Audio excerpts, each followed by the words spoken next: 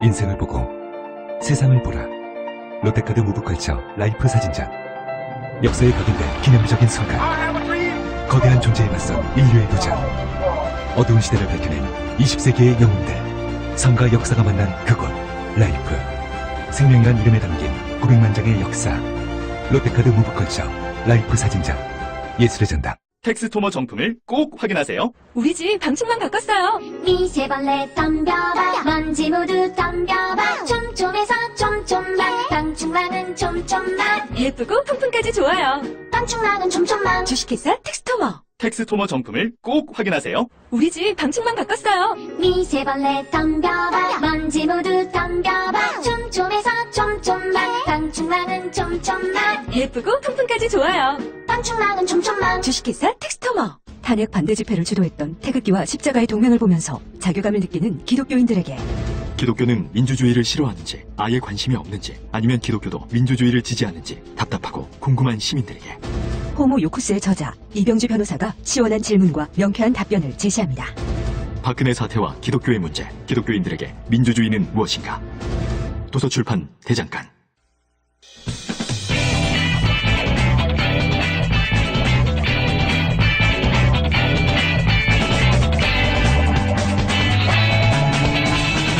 김어준의 뉴스공장. 일부 첫 번째 인터뷰에 이어서 국정원 마티사 의혹 사건 정청래 의원, 배상훈 교수님과 함께 첫 번째 인터뷰 시간이 좀 모자라서 마무리 못해서 마무리를 좀 하겠습니다. 총정리를 하자면 몇 가지 의혹도 쭉 저희가 짚었는데 이제 제가 보기에는 한 번 더 이 시간을 마련해야 돼요. 예, 추가로 어떤 답변들이 국정원 혹은 뭐 소방서 당시에 조사했던 기관들로부터 나오냐 따라가지고. 근데 이제 그 전에 지난 2년 전에 마지막 발표 기준으로 이상했던 점 한 가지 더 얘기를 해보자면 당시에 이 자살 현장으로 가는 길이 도로변의 삼거리입니다. 삼거리. 네. 그 바로 삼거리에 CCTV가 하나 있었어요. 그 삼거리 위치한 건물에. 그 건물의 CCTV를 확인해 보면 이 마티즈 차량이 새벽에 그 삼거리를 그냥 지나칩니다. 들어가지 않고. 그리고 몇 분 있다 다시 돌아옵니다. 그러니까 둘 중에 하나죠. 자살하려고 하는 현장을 모르는 길이었다, 잘. 그래서 지나쳤다가 다시 들어갔다. 그런데 생각해보면, 길도 모르는 곳에 가서 자살한다는 건 너무 이상한 거고요. 그게 아니라면, 지나쳐서 누군가를 만났고, CCTV 찍히지 않는, 그리고 다시 돌아왔다. 둘 중에 하나밖에 생각할 수가 없어요. 그 삼거리라는 것이 일반적인 삼거리가 아니고요. 약간 이게 굽어진 길인데 네. 그 윗산으로 올라가는 길이 하나 좁은 길이 있기 때문에 삼거리라고 하는 거예요. 네. 그래서 실제로 CCTV를 저희가 추적도 해보고 저도 임 과장 집부터 그 현장까지 그 동선 따라서 움직여보기도 하거든요. 근데 곧장 일직선으로 가지는 않습니다. 왔다 갔다 하고 같은 데 또 가고 뭐 이런 게 우왕좌왕하는 모습이 보이죠. 그런데 이제 어떤 자살하려고 가려는 현장 직전에 거길 지나쳐버려요. 들어가야 되는데. 그러니까 이게 길을 몰랐거나 그것도 이상한 일이죠. 예, 그렇죠. 근데 이제 그 저수지는 그 임 과장이 평소에 자주 갔던 곳이고 길을 모를 리가 없다는 것이 주변 사람의 전언이고요. 그러면 첫 번째 가능성 제거되고. 그렇죠. 그런데 자살하려고 갔으면 거기서 그냥 자살하는 게 맞는 거죠. 네. 근데 이제 다시 백해서 무엇인가 뭘 해야 되는데 사실 할 게 없죠. 이미 뭐 물건도 사가 있고 자살할 사람이라고 하면 가서 이제 마음 정리하고 자살하면 되는 건데 왜 다시 돌아왔을까? 그러니까 지나쳤다가. 그렇죠. 네. 그 부분에 이제 설명이 필요한 부분입니다. 그래서 누굴 만난 게 아니냐, 뭐 이런 추정들이 그때 있었고요. 지나쳤다 다시 돌아왔다는 얘기는 당시 보도 내용이 없었어요. 근데 이제 두 분이 이제 이 사건에서 굉장히 관심을 깊어서 자세한 자료들을 뒤다 보니 이상한 대목이 또 하나 등장한 거죠. 또 이상했던 것은 당시에 이제 보도됐는데 확인할 수가 없는 내용인데 독일 차량이 맞냐, 이 번호판의 색깔이 실제 발견된 건 녹색인데 CCTV는 흰색처럼 보인다. 근데 해상도가 낮아서 확정할 수가 없어요. 그건 확인하기가 좀 어려웠어요. 네. 예. 근데 시선을 돌린 건 맞죠. 그러니까 왔다 갔다 한 부분에 대한 설명으로 하려가다가 이제 이게 녹색이냐 아니냐를 아예 실험을 하면서 시선을 그쪽으로 돌려버렸죠. 그렇죠. 그리고 그거 외에도 범퍼가 다르다. 예. 근데 이것도 해상도가 낮아서 그렇게 보이긴 하나 확정할 수 없는 정도로 해상도가 낮아서 같은 차량이냐 아니냐는 얘기도 있었습니다. 그래서 이제 다른 차량이라면 받쳐놓은 돌이 다른 차량을 거기다 미리 갖다 놓은 거 아니냐 이런 얘기도 있었습니다. 이건 뭐 확인할 길은 없고. 확인할 길은 없는데 이제 의구심들이 그런 게 있었고요. 네. 그리고 또 이제 마무리를 해야 되는데 지금까지 나오지 않은 얘기가 많이 있는데 요 대목은 반드시 되짚어봐야 한다. 강조하고 싶은 부분은요. 경찰이 그 위치를 찾아가는데 8번이나 소방관하고 통화를 하면서 물어물어 보통 우리 내비게이션 치고 가더라도 이상하다 그러면 한두 번 정도 통화를 해야 되잖아요. 8번 통화를 해서 저희 안행에서는 왕따 당했다, 경찰이. 예, 따돌림 당했다. 그래서 12시 넘어서 이제 그 현장에 도착하는데. 현장이 다 사진 정리되고 나서 도착한 네. 거잖아요. 나중에. 그러니까 결국은 소방관은 수사기관이 아니기 때문에 현장 장악을 할 수가 없잖아요. 경찰이 제일 먼저 갔다면 현장 장악을 하고 다른 기관의 어떤 것이 끼어들지 않게 되잖아요. 그리고 자살이나 타살이냐부터 따졌겠죠. 그렇습니다. 네. 자, 그런데 경찰이 이렇게 늦게 출동을 하고 곧바로 단순 변사 사건으로 종결을 해버려요. 소방관은 도착하면 수사를 하는 게 아니라 그냥 수습을 하는 거죠. 예, 소방관은 기본적으로 뭐냐면 일단 생사 유무부터 확인합니다. 네. 만약에 살아 있다고 하면 바로 병원 후송을 하고 죽었다고 하면 그것은 바로 이른바 수사기관으로 넘어가게 되죠. 네. 이게 왜냐하면 죽음 다음에는 소방관은 할 게 없으니까요. 그렇죠. 그러면은 구출하러 간 거니까요. 그렇죠. 구출하러 간 거니까. 그럼 빠지게 됩니다. 네. 근데 그럼 빠지게 되면 그게 비는 공간이 생기는 거죠. 그러니까 이제 거기에 바로 이제 경찰이 보통 동시에 가는 이유가 그걸 구출한 다음에 아니면 뭐 확인한 다음에 경찰이 그 수사가 시작되는 거죠. 연사에도 시작되는 거죠. 근데 지금은 경찰이 굉장히 늦게 도착했고 그게 의도적으로 경찰이 늦게 도착할 수밖에 없도록 뭐 정보를 늦게 줬다든가 그런 게 아니겠느냐고 이제 의심하시는 거죠. 하여튼 한 2, 30분이면 바로 찾아갈 수 있는 것을 8번이나 통화를 하면서 했는데 그래서 저희가 안행에서는 일부러 혼선을 준 거 아니냐. 경찰이 못 찾아오도록. 그런 의혹 제기도 많이 했었죠. 근데 의외로 단순 변사 사건을 바로 종결해버려요, 경찰이. 종결은 바로 되죠. 그러니까 수사를 제대로 안 한 거죠. 만약에 그 임관장 부친이 보신 게 맞다면 경찰은 당연히 몸에 상처를 확인했을 텐데 나중에 검안할 때 그 얘기가 없는 거죠 지금은. 예, 그게 사라진 거죠. 전혀 그러니까 뭔가 통째로 빠지고 바로 마티즈 차량은 사망 다음 날 폐차해버리고 그러니까 모든 물증이 될 만한 것이 그냥 갑자기 사라지고 단순 변사 사건. 그것도 이상했었죠. 이게 처리되죠. 지금 가장이 사망했는데 바로 다음 날 그 차량부터 폐차한다는 게 말이 안 되잖아요. 예. 차량부터 폐차해버렸죠. 그래서 뭐 증거가 없어 이젠 모든 게 다 사라져가지고 마지막으로 여기까지만 하고 넘어가죠. 이제 사망 추정 시간이 장시 10시 11시 오전 정도로 발표되고 발견 시간이 11시 55분 정도. 그러니까 죽은 지 얼마 안 있어서 발견됐다고 추정되는 시간으로 발표됐지만 그 초기에 구급 대원들의 진술은 사고 경직이 심했다고 했거든요. 강직. 사고 강직이. 네. 예. 그러니까 죽은 지 오래됐다는 얘기 아닙니까? 최소한 2시간, 3시간. 3시간 이상. 그렇게 돼야지 그 정도의 강직이 나타날 수가 있다라고 추정을 할 수 있는 거죠. 뭐 사망한 지 바로 그렇게 될 수는 없거든요. 네. 그러니까 마티즈 차량이 마지막 폐쇄일은 6시 23분입니다. 6시 23분. 네. 발견된 시간이 11시 55분으로 돼 있으니까요. 그런데 이제 추정 시간은 10시, 11시 정도로 발표했거든요, 당시. 1시간 남짓 정도 전에 사망한 것으로 발표하였으나 사고 경직이 심했다고 하니까 그 발표 시간도 믿을 수가 없는 거죠. 그건 신뢰할 수 없는 거죠. 왜냐하면 그 시간 안에 그렇게 될 수는 없으니까요. 사고 경직이. 예, 최소한 2시간, 3시간은 돼야지 되는 거죠. 자, 오늘은 1차로 여기까지 하고요. 예. 이 두 분이 아직 할 말이 많으십니다. 그래서 시리즈가 2회, 3회가 이어질지도 모른다는 생각을. 국정원 적폐청산 TF에서 13개 리스트를 작성을 했죠. 직간접적으로 제가 다 관여했거나 알고 있는 그런 내용들입니다. 왜냐하면 정보의 또 정보위 간사 있고 안행위 간사이기 때문에. 그런 일이 벌어졌을 당시에 예, 둘 다 간사를 하셔가지고 예, 할 말이 굉장히 많으십니다. 지금 입이 달싹달싹 하시는데 앞으로 국정원 적폐청산 TF 발족되고 사안이 구체적으로 진행이 되면 아마 이 두 분을 계속 모시지 않겠는가 하는 생각합니다. 오늘 여기까지 하겠습니다. 정청래 의원님, 배상훈 교수님이었습니다. 감사합니다. 감사합니다. 고맙습니다.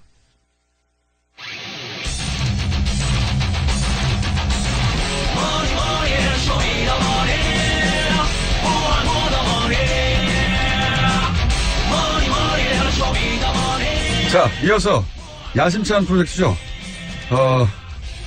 불법적으로 축제된 재산을 추적해서 우리가 찾아내겠다. 쇼미더머니 은닉재산 프로파일러 안원구 전 대구지방국세청장님 나오셨습니다. 안녕하십니까. 안녕하십니까. 효과!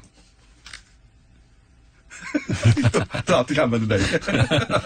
이름만 말해서 효과음이 빵빵 터지도록 앞으로 준비가 돼야 되는데, 예. 자, 이 코너는 아시다시피 저희가, 안원구 청장님의 목소리가 잔잔해서, 예. 효과음을 저희가 강제로 넣는 것으로 설정하고 있는데, 저희 PD가 또 자다가, 예.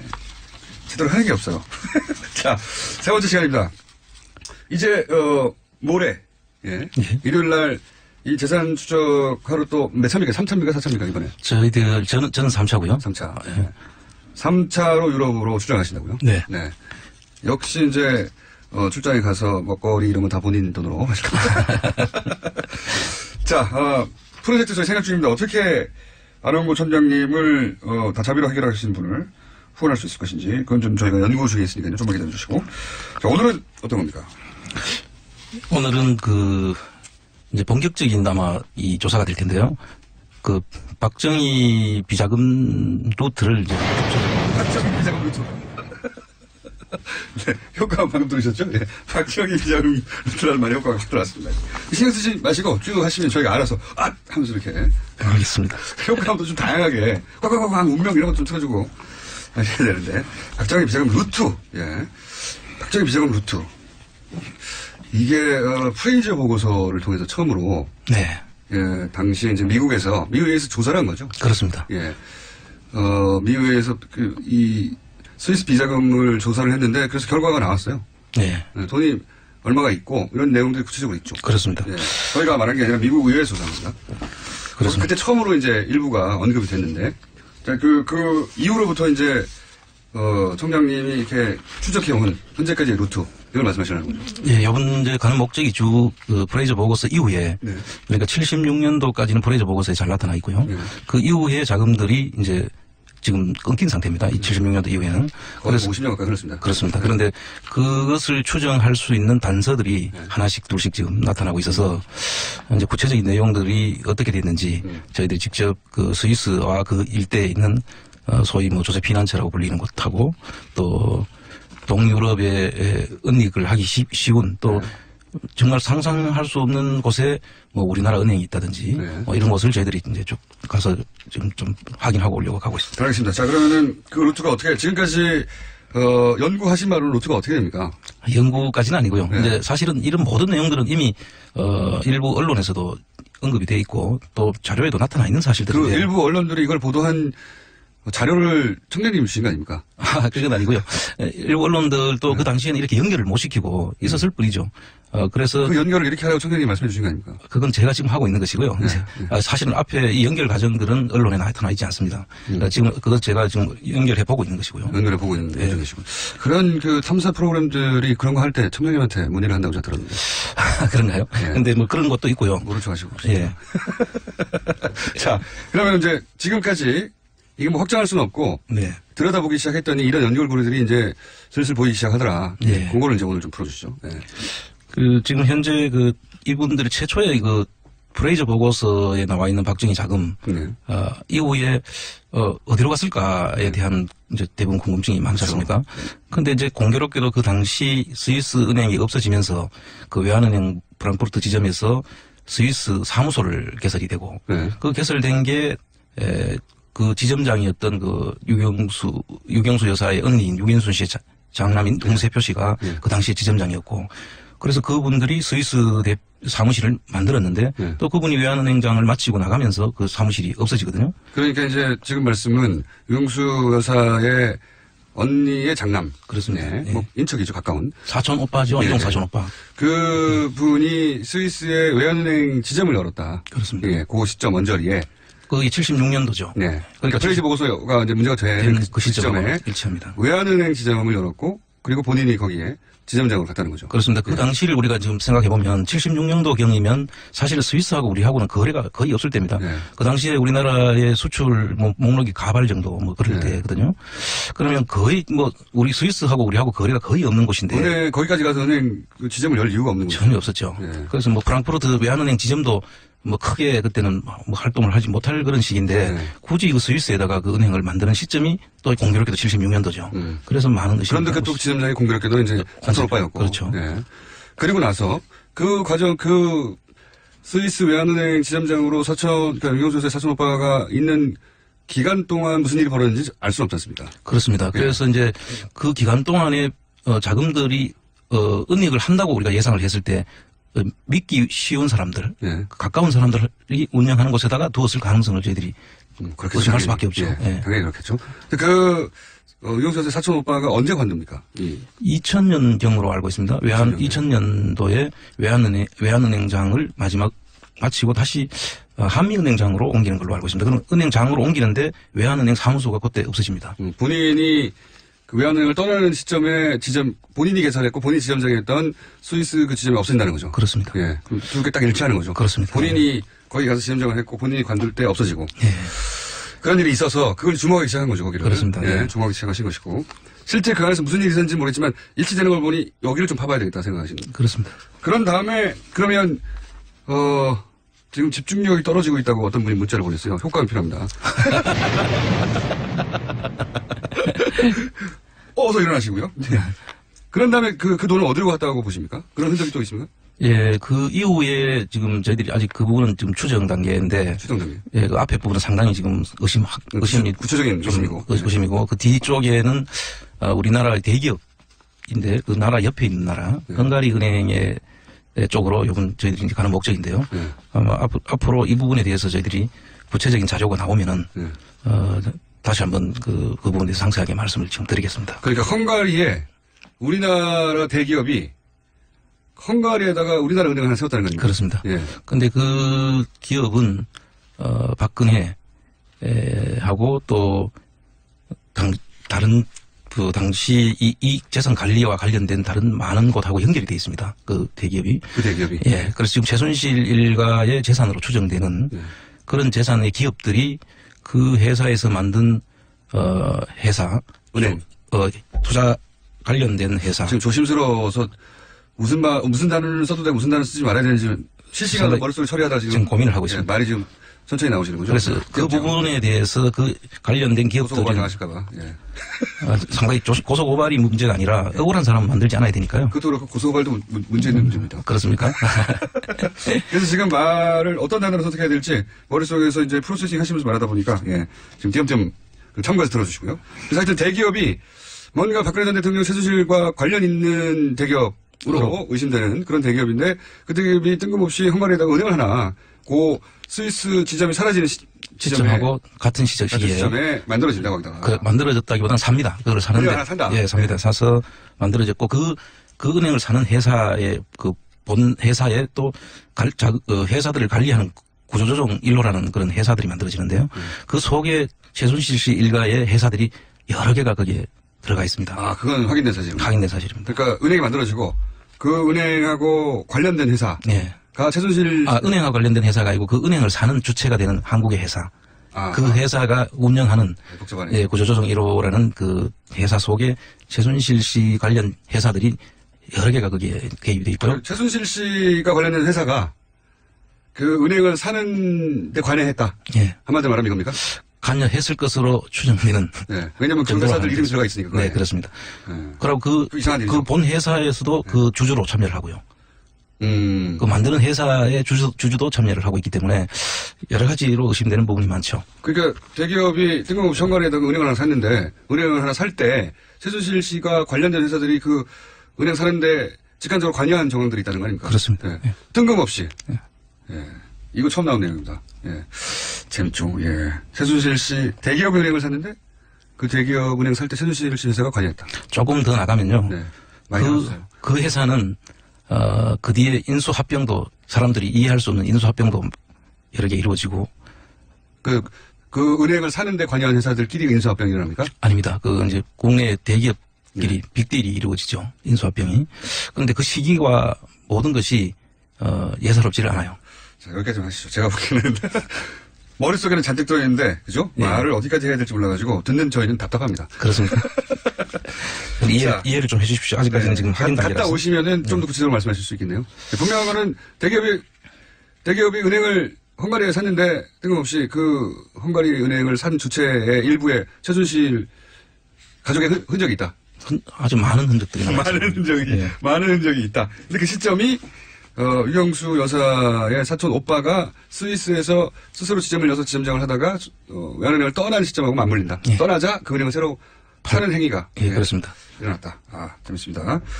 그러면 지금은 또 그 은행이 남아 있습니까? 아닙니다. 그 은행이 이제 2013년도에 팔리죠. 대통령 당선된 이 은행. 그렇죠. 예. 그래서 2013년 9월경에 팔리는데 그 로컬 기업에 팔리는데 최근에 제가 확인한 바로는 다시 또 대기업에서 그걸 샀다고 해요. 그래서 저희들이 이번에 가서 그런 부분들을 집중적으로 좀 보려고 합니다. 이상한 일입니다. 그게 이제 요 출발이 프레이저 보고서 얘기 드렸는데 박동선 씨가 미국 국회의원을 상대로 로비를 냈는데 그렇죠. 잠깐 설명드리면 코리아 게이트가 아주 유명합니다. 그러니까 한마디로 미국 국회의원들한테 돈을 뿌린 거예요. 예. 박동선 씨가 도대체 이 돈을 어디서 나왔냐 이렇게 시작된 거죠. 예. 지지다 보니까 이제 그 뒤에 당시 박정희 정부 자금이 스위스에 있는 것이 발견되어서 프레이즈 보고서를 통해서 돈이 있는 게 확인된 겁니다. 추정이 아니고요. 그렇습니다. 추정하지만 당시는 확인된 거고요. 근데 이제 금액이 얼마인지에 대해서는 지금으로 추정치밖에 없지 않습니까? 그렇습니다. 네. 그때 프레이저 보고서에 돈을 확인했는데 전체 규모는 얼마냐? 라고 하는 추정치가 그때 얼마로 나왔죠? 그 당시 규모로 8조 5천억 정도 되고요. 지금으로 따지면 대략 한 300조 정도 되죠. 네. 그리고 당시 환율이 한 255원이었으니까요. 지금 환율이 한 150원 정도. 그렇게 보면 요즘 환율로 환산만 해도 그 당시도 한 38조 정도 되는 거죠. 네, 너무 규모가 커가지고 이게 감이 안 잡히는데 이거는 이제 당시 보고서에 나왔던 추정치. 예.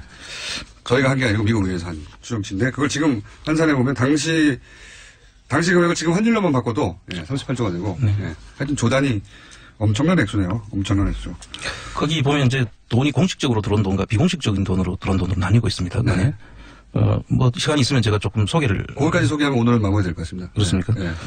주로 이제 공식적으로 들어온 돈은 그 원조와 차관 자금, 그리고 미국의 안보 지원 자금, 그리고 베트남 참전 비용으로 지불한 돈이 약 10억 달러 전 그 당시에 10억 달러면 그때 근데 그 10억 달러가 이제 묘한 것이 10억 달러 중에서 9억 한 3천만 달러는 그 외환 보유액으로 그때 우리나라가 가지고 있었다고 해요. 그래서 이제 이 돈들이 그 참전한 분들에서 다 지불하지 않고 보상금이나 뭐 급여로 지불하지 않고 보유했던 것으로 지금 추정될 수 있는 부분이기도 하죠. 국가에 공적으로 들어온 돈인데 이게 개인 금고로 들어가 있었다는 거죠. 그렇죠. 네. 이 금액은 외환 보유액으로 가지고 있었고요. 그 중에 이제 일부가 이제 그쪽으로 나갔을 가능성이 있고, 그 다음에 이제 뭐 기술 원조 개발 차관 뭐 이런 것들이 있었는데. 차관인데 또 이제. 거기서 또 돈을 띄죠. 개인적으로 가는 거죠. 꺾기죠, 꺾기. 예, 차관에서 10%에서 20%. 요새 은행 요새 꺾기가 없어서 옛날 그때 당시로 보면 꺾기랑 마찬가지죠. 근데 이제 꺾기는 빌려주는 쪽이 꺾어서 가져가는 건데 이건 받는 사람이. 중간에서. 대통령이 꺾어서 가지고 스위스로 빼놓는 거죠. 이제 그런 돈들이 이제 비공식 자금인데 그 이외에도 이제 기업 강탈, 예를 들면 걸프하고 칼텍스, 그때 우리가 석유가 안 나니까 그쪽으로 받은 자금인데 67년도에 한 100만 달러, 걸프사에서 71년도에 한 300만 달러. 그건 저도 대목이 생각나는데 증언을 직접 했죠. 그 걸프사의 회장이었던 사람이 정유시설. 그렇습니다. 한국에 정유시설 지으면 이제 큰 프로젝트니까 정유시설 로비를 하러 들어왔는데 이제 박정희 전 대통령이 그 커미션을 요구해서 내가 줬다. 얼마 줬냐? 얼마 줬다. 그렇습니다. 이런 게 의회에서 이 정유사 회장이 증언을 합니다. 근데 돈 줬어 이렇게. 예, 그렇죠. 그런 부분들이 있었고 이제 다른 미국 기업들로부터 선거 자금도 받았고요. 뭐 일본 무역상들로부터 해서도 돈이 많이 들었고 이게 전부 다 뭐 그 프레이저 보고서에 잘 돼 있는데 이 프레이저 보고서가 상당히 두꺼운 책이에요. 그래서 사람들이 엄두가 안 나고 또 영어로 돼 있어가지고 쉽게. 제가 그걸 읽어봤다는 거 아닙니까? 그렇습니다. 다 기억나지는 않습니다. 궁금해가지고. 그 증언 같은 것도 거기 나온 게 기억이 나요. 그리고 증권시장 조작도 했다는 사실이 거기에 나와 있고요. 네, 맞습니다. 뭐 이런 증시를 조작하여. 등등식 참 그 당시에 저희들은 상상도 못했던 그런 일들을 계속 다 이루어진 수많은 것이죠. 기법들이 프레이저 보고서 도대체 이 돈은 어떻게 났느냐 하는 내용들이 프레이저 보고서에 보고가 정리가 돼 있어요. 네, 당시에. 그걸 지금 와서 지금 자세히 읽어보시면 이렇게 했구나. 근데 이제 그 돈을 당시에 이제 이후락 중앙정보부장이 스위스 예치했고 김영욱, 김성곤 이런 분들이 이제 그 역할을 나누어 가지고 비자금을 은닉했던 그런 내용도 그게 포함되어 있죠. 그렇죠. 이런 분들이 입을 연 거죠. 그렇죠. 그 중에서 입을 열어서 미국 의회에다가 어떻게 그 돈을 만드는지를 알려줍니다. 이 프레이저 보고서 내용 속에 한번 꼭 소개해줘야 될 만한 내용이 하나 있는데요. 이게 평가입니다. 그 박정희 정권에 대한 평가를 이렇게 하고 있습니다. 돈이 흐르는 곳이 있으면 어디든지 손을 벌렸고 또 협박과 갈취를 일삼으며 권력 유지에 혈안이 돼 있었다라는 이야기가 있고요. 그들은 권력을 잃으면 악행과 비리가 밝혀서 처벌받을 것을 두려워해서 더욱 악랄하게 반대자들을 억압하고 폭력과 협박을 통해서 정권 유지를 애썼다. 이런 내용이 그게 공식적으로 들어있습니다. 당시 국내 야당이 주장한 게 아니고 미국 의회에서 조사를 끝낸 다음에 보고서를 낼 때 그렇습니다. 마지막 부분에 정권에 대한 평가를 넣죠. 거기 나오는 대목입니다. 자, 오늘은 여기까지 하고요. 다음 주가 기대됩니다. 다음 주 돌아오시는 거죠? 다음 주 금요일. 다음 주는 그 현지에 있을 겁니다. 그 당시에.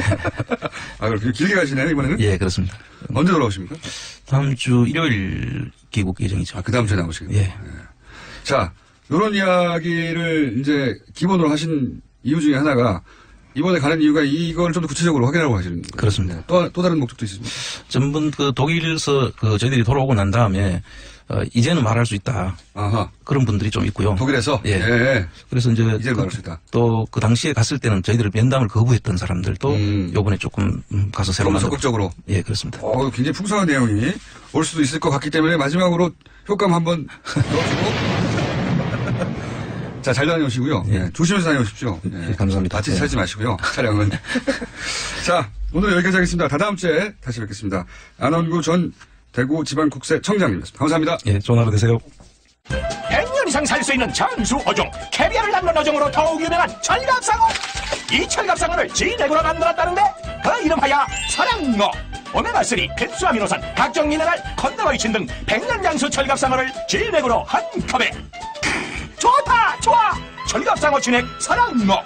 스테미너가 콸콸콸. 검색창에 설악어. 오빠, 우리 어디 가는 거야? 점수 가지. 와, 우리 말 타러 가는 거야?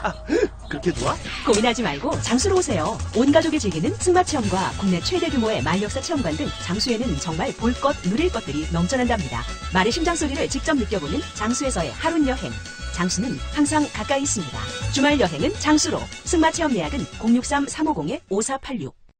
또 떨어졌어. 너 또 입사 시험 봤어? 아니, 차량용 핸드폰 거치대 말이야. 여러 개 사봤는데 실패의 연속이야. 떨어지고 시야 가리고 운전석에서도 멀고 뭐 좋은 거 없을까? 싼 것만 찾으니까 그렇지. 제대로 된 거 하나 사서 편리하게 쓰는 게 더 낫지. 그런 게 있어? 그럼 있지. 1, 2, 3 할 때 2. 힘 세다 할 때 힘. 2 힘. 투 힘? 2배로 힘이 세다는 건가? 네이버 검색창에 2 힘을 검색해보세요.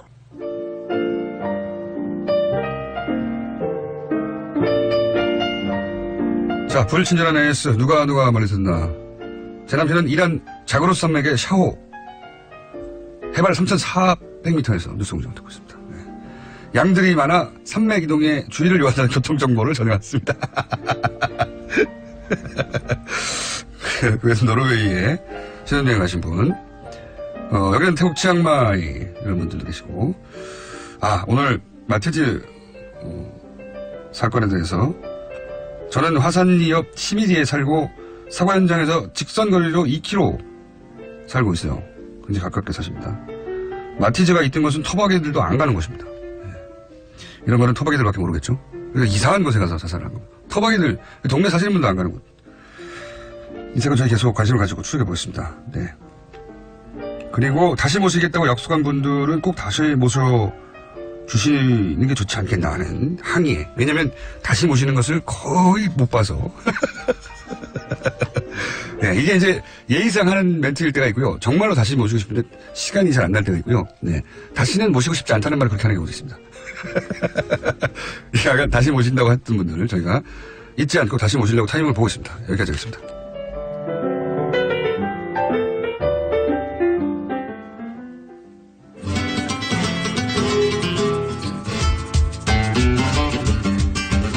자, 황교익 마칼럼니스트. 최근 몇 주간 불성실하게 하다가 저희가 퇴출을 경고했더니 바로 실제로 착착착 나오시고 계십니다.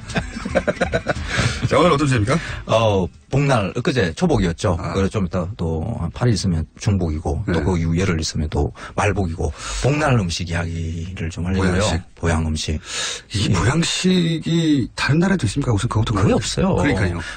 음식이 약이 된다, 뭐, 기운을 돋우게 할 수 있는 무엇이다. 이거는 거의 굉장히 원시적인 사고라고 볼 수 있거든요. 굉장히 비과학적인 사고입니다.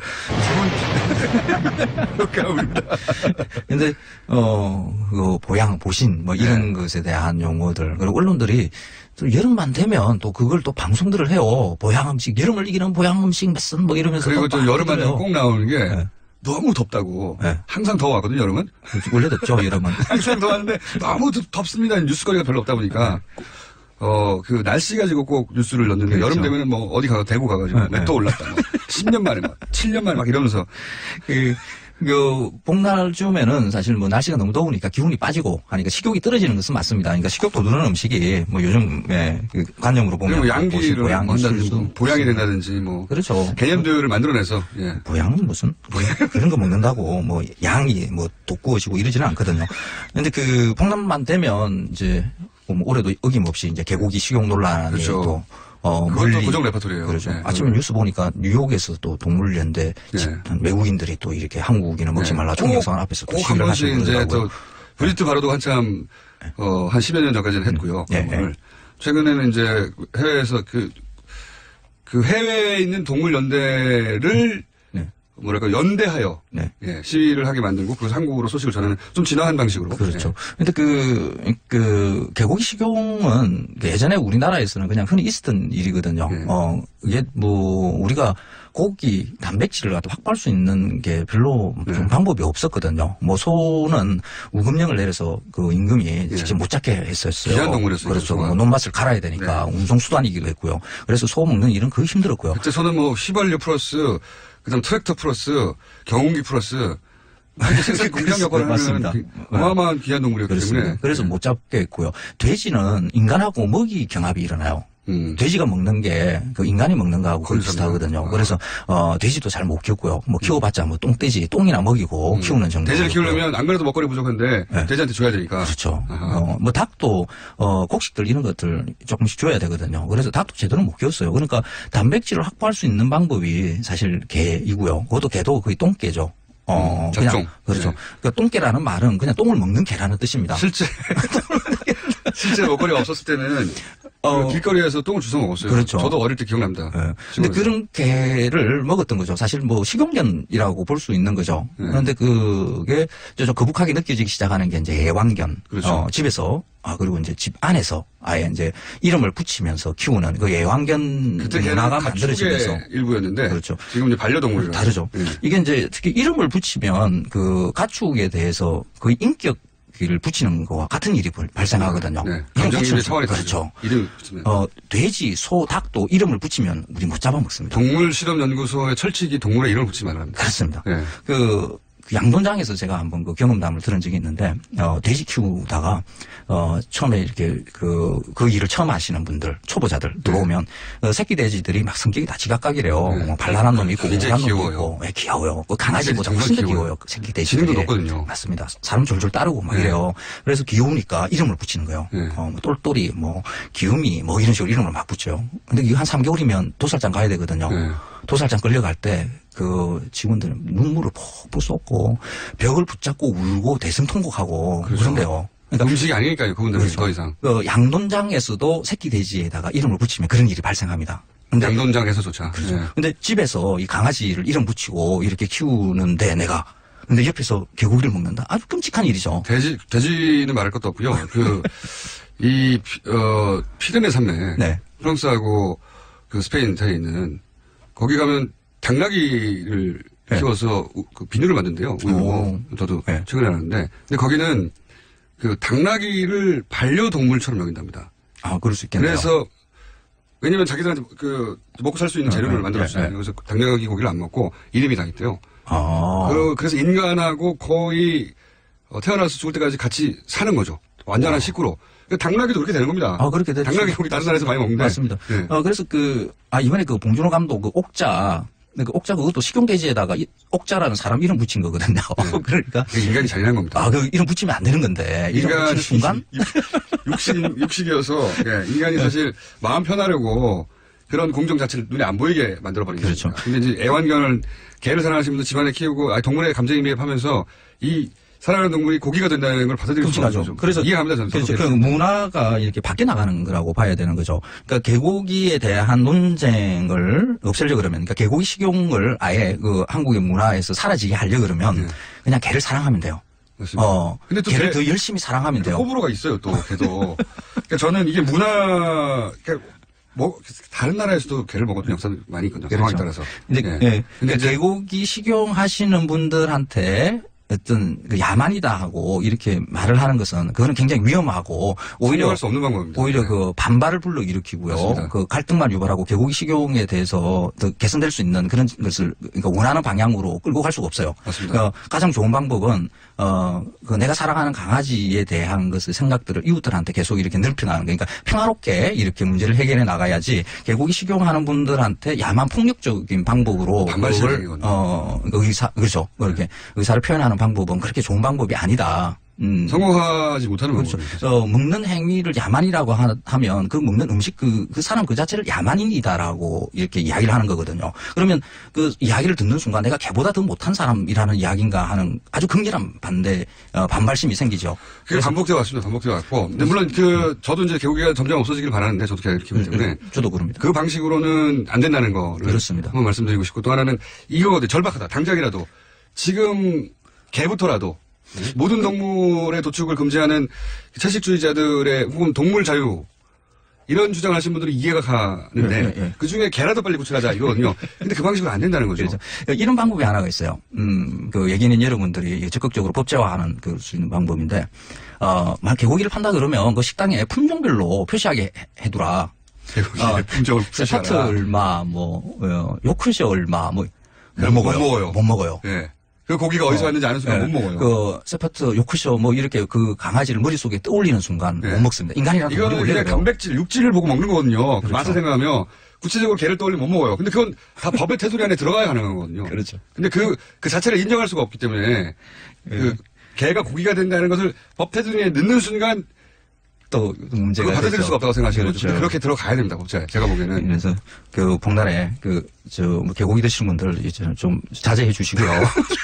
그리고 그 반대하시는 분들도 너무 극렬하게 감정상에 가면서 서로 인간끼리 감정상에 가면서 그렇게 시위하시는 저희도 한번 이 주제를 다루긴 다뤄야 할 텐데 라는 생각을 하며 삼계탕 이야기 하려고 그랬는데 갑자기 보양식 하다가 눌렀습니다. 황교욱 씨였습니다. 감사합니다. 예, 고맙습니다. 월요일 뵙겠습니다. 안녕.